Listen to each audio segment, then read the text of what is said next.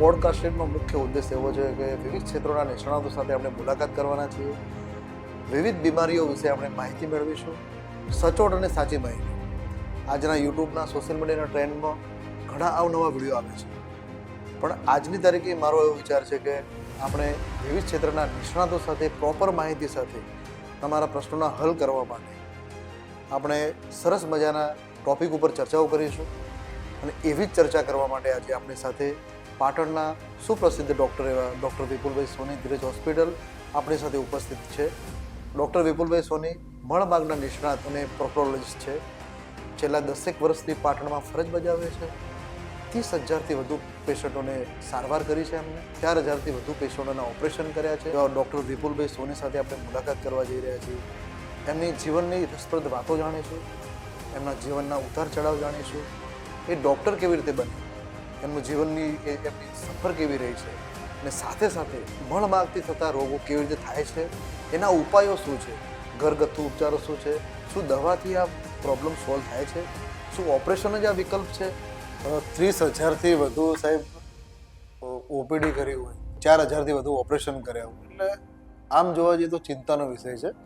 તમારી હોસ્પિટલમાં આટલા પેશન્ટો આવ્યા હોય, પાટણમાં ઘણી બધી હોસ્પિટલો છે, બનાસકાંઠા જિલ્લા, ગુજરાત, દેશ, તો એક રેશિયો જોવા જઈએ ને તો ખૂબ મોટો રેશિયો થાય છે બીમારીનો, કે ઘર દીઠ કોઈ વ્યક્તિ બીમાર છે.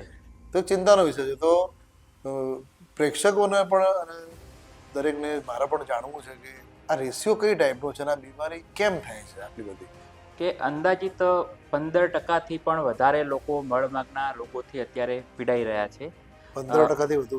હા, 15%થી પણ વધુ લોકો મળમાર્ગના રોગોથી પીડાઈ રહ્યા છે. અને એમાં જો પણ આપણે વર્લ્ડ વાઇઝ રેશિયો જોઈએ તો ભારત દેશની અંદર સૌથી વધુ જે આપણે પાઇલ્સના પેશન્ટો છે એ ભારત દેશની અંદર સૌથી વધારે પાઇલ્સના પેશન્ટો જોવા મળે છે. મળમાર્ગે ઘણા બધા રોગો થતા હોય છે, પણ એમાં આપણે જે મુખ્ય જોઈએ કે જે મસા કે હરસ, જેને આપણે પાઇલ્સ કે હેમરોઇડ કહેતા હોય છે, ફિશર કે જેને આપણે વાઢીઓ કે આપણે ચીરો કહેતા હોય છે, ભગંદર કે જેને આપણે ફિસ્ટુલા કહેતા હોય છે. આ મેઇન 3 મુખ્ય બીમારીઓ હોય છે. આના સિવાય પણ મળમાર્ગે જે ગુદાનો ભાગ બહાર આવવો, જેને રેક્ટલ પ્રોલેપ્સ કહેવામાં આવે છે, એ ભાગે જે ઇચિંગ, જે પ્રુરાઇટિસ થતું હોય છે. એના સિવાય નાના બાળકોની અંદર જે રેક્ટમની જોવા મળતું હોય છે. તમારી જોડે કોઈ પેશન્ટ સૌથી ઓછી ઉંમરનું?